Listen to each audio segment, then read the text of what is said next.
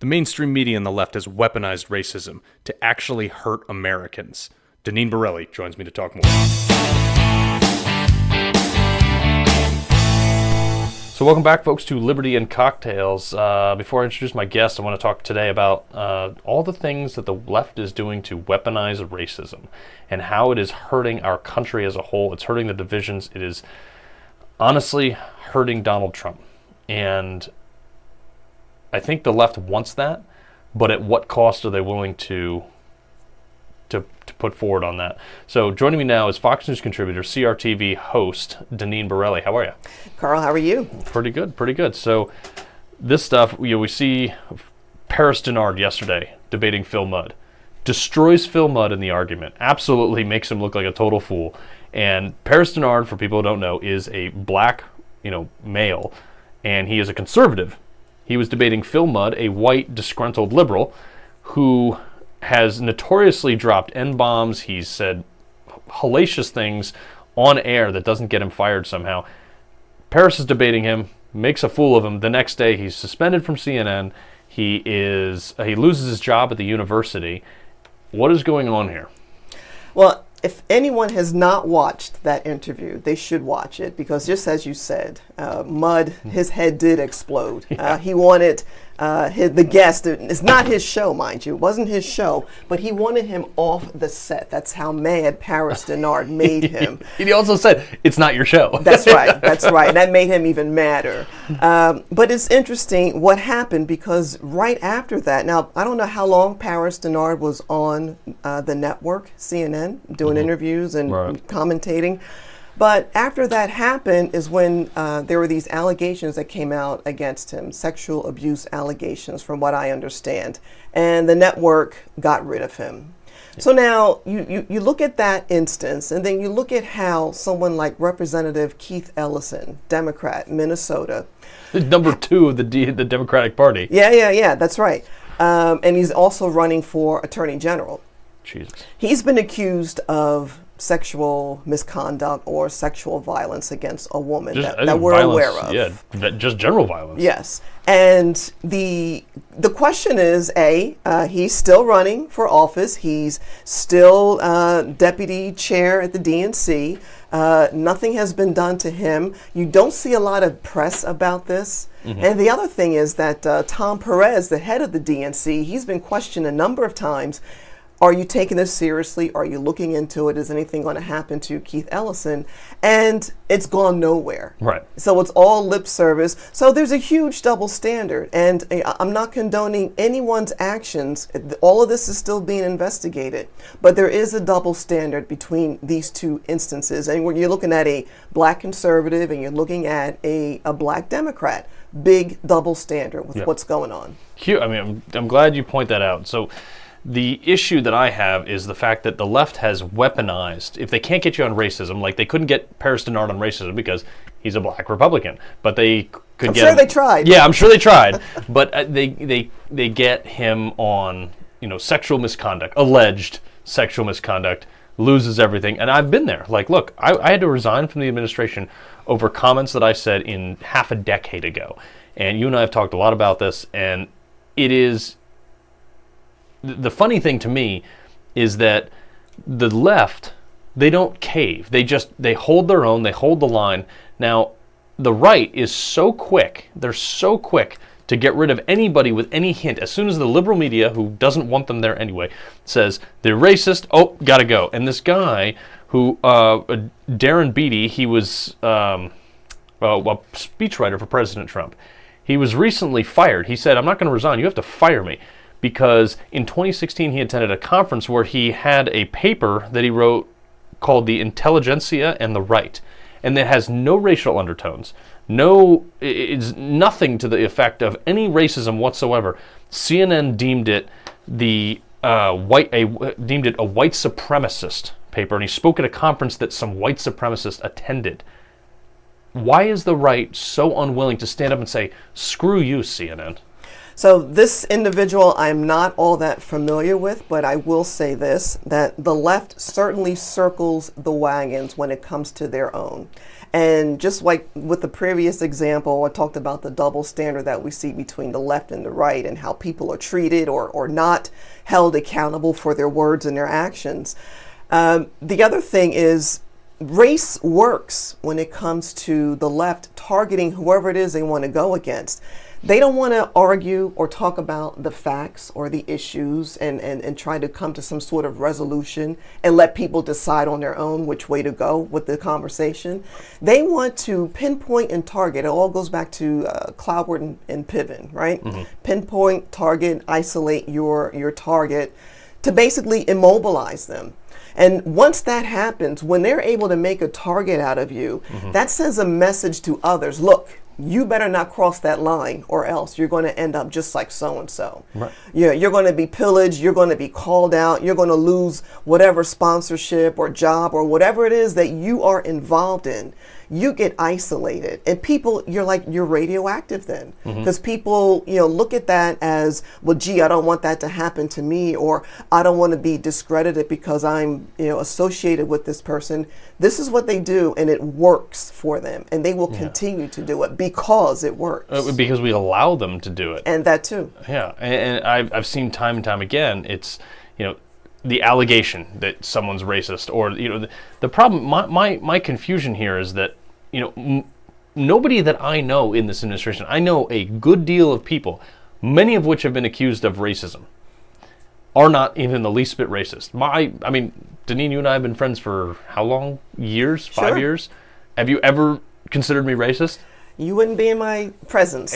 Exactly. Would not be. That to me is the most ridiculous thing is when they say, well, just because you said something in the context that we perceived it means that you're somehow racist. I was on another radio program at one point, and someone said to me, well, you said these things, Carl. It's like, yeah, a lot of those things I did say as the context as presented.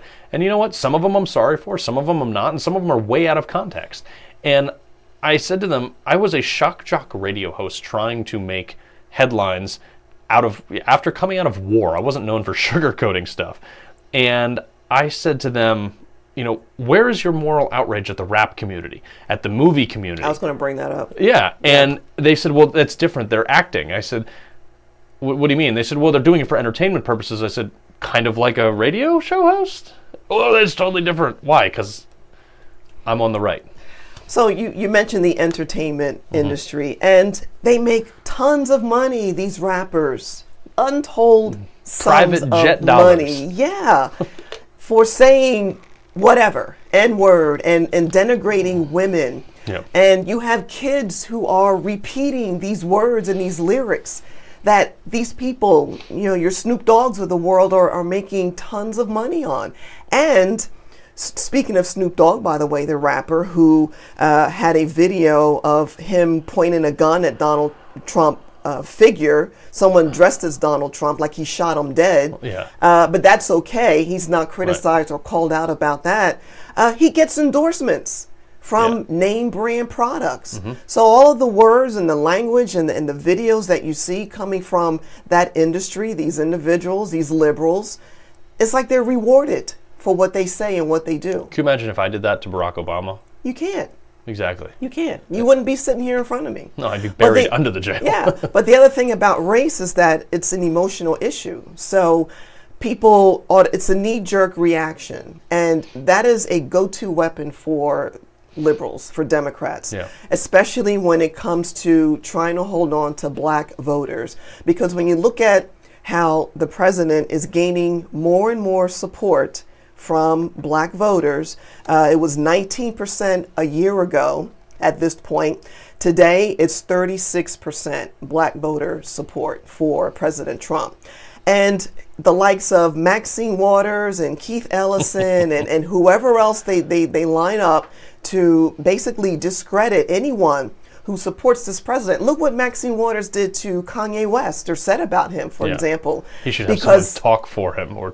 Exactly. And have someone think for him, and he should basically shut up. That's what she said. Oh, he spoke out of turn. He spoke out of, that's it. Yeah. That's it. What he spoke a out of turn. morally oppressive. Exactly. And this goes back to them targeting you and making an example of you so that you don't do a Kanye West, who said that he supports independent thought and who said that he supports the president of the United States. They don't want someone like him who has a lot of followers and can command an audience to have that kind of language to be heard among black voters. And again, I think the winds of change are really in the air. Yeah. You look at how successful President Trump's policies are for all of America, but especially for black Americans. Record low unemployment numbers. You have manufacturing jobs that are paying way more than minimum wage, that the left loves to champion. Minimum wage jobs, way more than minimum wage. He wants to make the streets safer throughout the country. He is looking out for black Americans, all Americans. He's doing more for hardworking Americans than the left is doing. They're all words. Their policies are harmful to Americans. High taxes, high regulations. Hillary Clinton, then candidate, wanted to do away with coal jobs. I mean, come on. Yeah.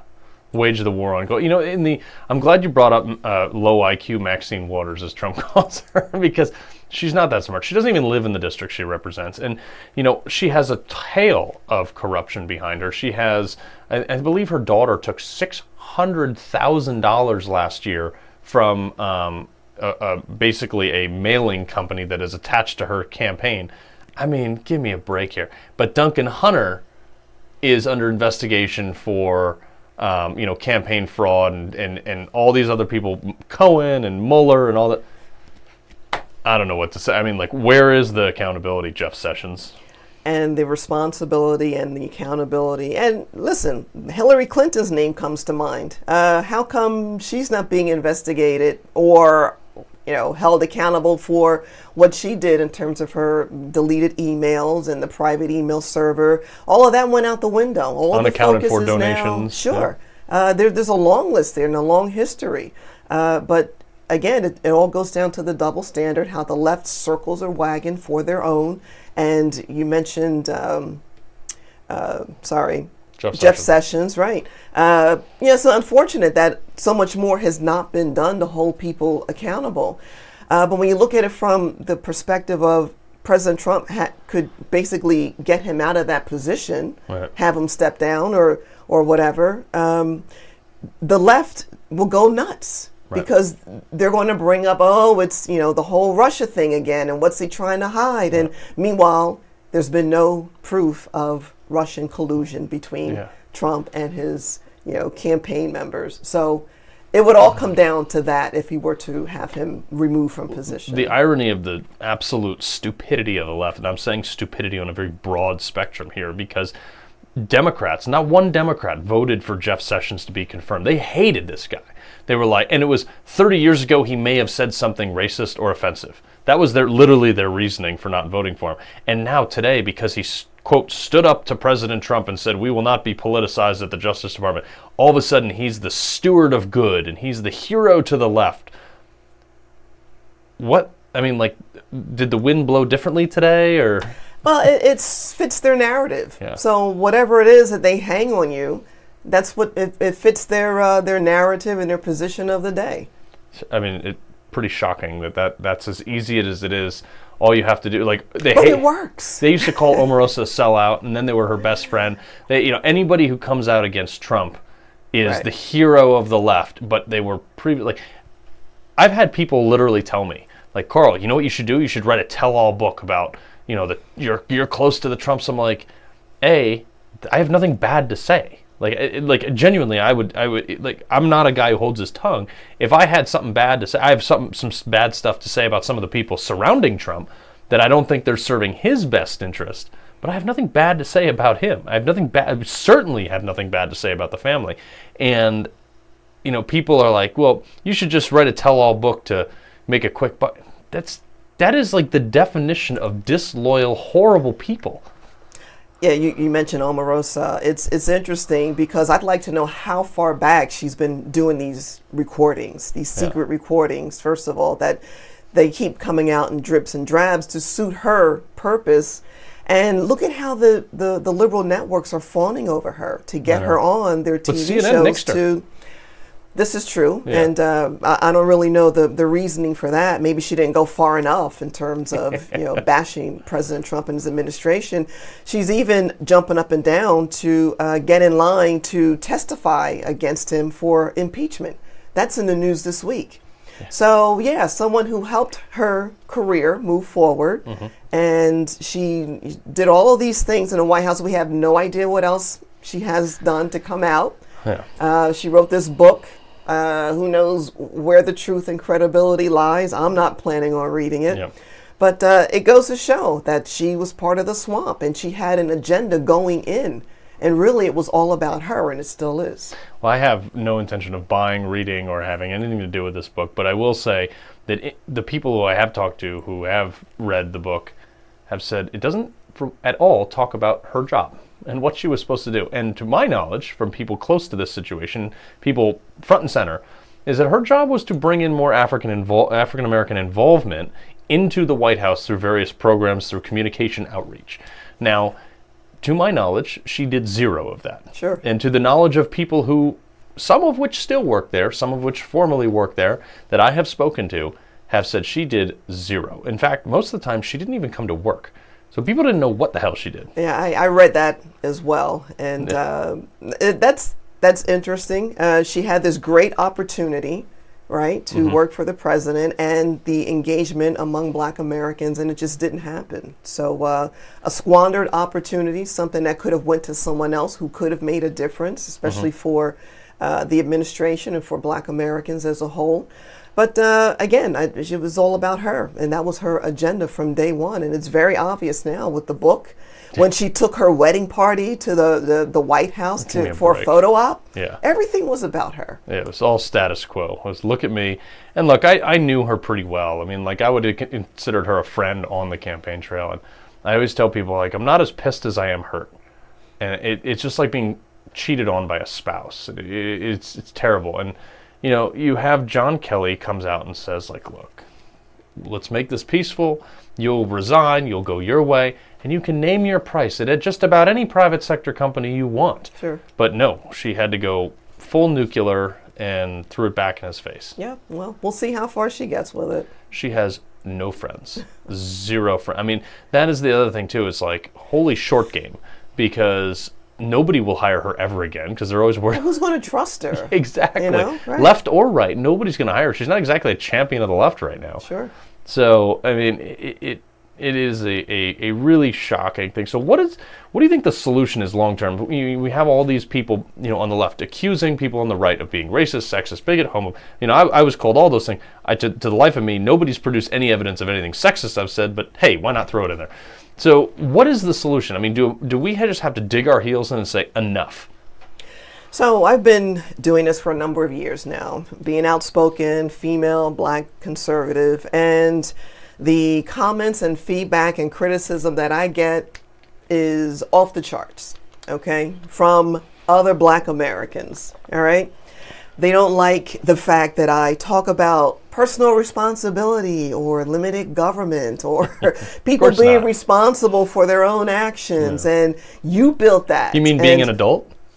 Exactly. And I talk about my personal story. Anytime I'm on the roads, I speak at a number of different events throughout the year. And one of the things I talk about is how I made that step in terms of being an independent thinker, because that's what I feel. That's what I think. I don't follow lockstep. Years ago, I voted Democrat because I didn't know any different. I did what my parents did, right? And I wasn't reading and doing research and looking into candidates and what your mentors. They do. And yeah, well, your parents. Right. So now that I feel otherwise and look at things differently, and I tell people, be yourself, to answer your question. Yeah. Be yourself. Don't be intimidated by people, by their words, by their actions. Don't be afraid, because a lot of people in some ways are afraid to be vocal because they'll be criticized by those who are very close to them, their friends, their family, and coworkers. And, you know, on one dynamic, I get a lot of feedback that's negative. And on the other hand, because I'm out there, I get support and feedback from people of all backgrounds, of all ages, and from all over the world, mind you. But there are a lot of black conservatives out there who are much more vocal, and they tell me that they thank me for what I've done and what I say, and that they feel like they can do the same, to be out there and be vocal. But what's it going to take to get the left to stand down on this tactic? Oh, they're not going to. How do you beat them? To get out there and stay out there and just give it right back to them. This isn't going to go away, especially with the successes from this current administration. No, it's not going to go away. Yeah. Well, it's funny, when I resigned, there was I believe it was Washington Post put out an article that said the golden egg for anti-Trump movement, and which is what I was. I was a very high-profile person that fell very, very hard. And after me, within weeks, came dozens of other allegations and dozens of other forced resignations or firings and things like that. At some point, the administration, the people in the middle, I genuinely know that if President Trump knew about this, he would have had my back. I think he finds these things out 2-3 days afterwards because the people in the middle know what he's going to say. Well, they it know depends who's calling the shots. Exactly. Right. And I think that, this is one of those things that at some point the people in the middle, the mostly party insiders that are sometimes part of the swamp themselves, are going to have to pony up and say, you know what, enough's enough. We know this person. We know that's not their character. And so they're saying. Well, again, going back to where we started the conversation, how the left will target individuals because they don't want them out there making that FaceTime front and center, talking about what's good with this administration and how Americans are benefiting from low taxes, less regulations. So they're going to make a target of anyone who is anywhere remotely associated with President Trump, whether it's his family, whether it's his administration, or people who are on radio and TV supporting him, people who go to these rallies that are out there doing a work week night, waiting hours online just to get in and see him. They're going to make a target out of anyone who supports him. Flip off Jim Acosta, quite frankly, probably deserves it. So no comment, it's fine. That's the thing, is they're running on this resist. Sure. They don't have policies that work. The policies that they do advocate for we're seeing firsthand in Venezuela and other places. So what is the left going to run on in November? Well, I hope they keep doing what they're doing. All right, have Nancy Pelosi out there and Maxine Waters talking about their criticisms of Trump. Maxine Waters wants Trump impeached. Pelosi wants to take away the crumbs, right? The crumbs from hardworking Americans. So we need to keep reminding people that this is what the left wants to do. That's their agenda. You said resist, but they also want to roll back some of the things that have propelled and helped hardworking Americans, like lower taxes, people getting bonuses that never got bonuses in their life for themselves, for their families. Wages are going up. This is what they want to target, and that's what voters need to keep in mind. Wherever you stand politically, keep in mind how the policies from the left will affect you and your family today and in the future. Forget about the noise. Don't listen to the noise. And that's what it is. Noise. It's a distraction. Yeah. It's shocking to me that we're sitting here across this table having this conversation about, one side is literally running against progress and for breaking the law, for illegal immigration, and one side, on Trump's side, is making everything that I know, that I touch, better, and he's being criticized for Well, it. you have the left that believes more in big government than in the power of the individual, and that's what they hate. That's what they hate that's going on right now. And they hate the fact that President Trump is keeping his promise, looking out for the forgotten men and women. Yeah, well, it's going to be a shocking November. Your November predictions? I don't. I'm going to keep my eyes open, wide open, but we'll see what happens. Jeff Sessions, can him or leave him? I'm not really sure. If anything, he may stay until after the midterms, but because that would just throw more, gas on the fire. But who knows? Everything is just so, so in the mix right now. Trey Gowdy not running raises some eyebrows. He said he's not. Yeah. So I'm interested to see if that plays out the way I think it might play out. But Yeah. any folks, Deneen, where can people follow you? How can they get in touch with you? How can they watch your stuff? Sure. I hope folks will check out my weekly videos. Here's the deal at crtv.com, and also visit my website, deneenborelli.com. There you go. Deneen, thank you very much for coming Hey, on. thank you. Anytime, Carl. All right, you're listening to Liberty and Cocktails. This is Carl Higbie. Remember to follow me on Twitter at Carl Higbie or go to www.libertyandcocktails.com. See you soon.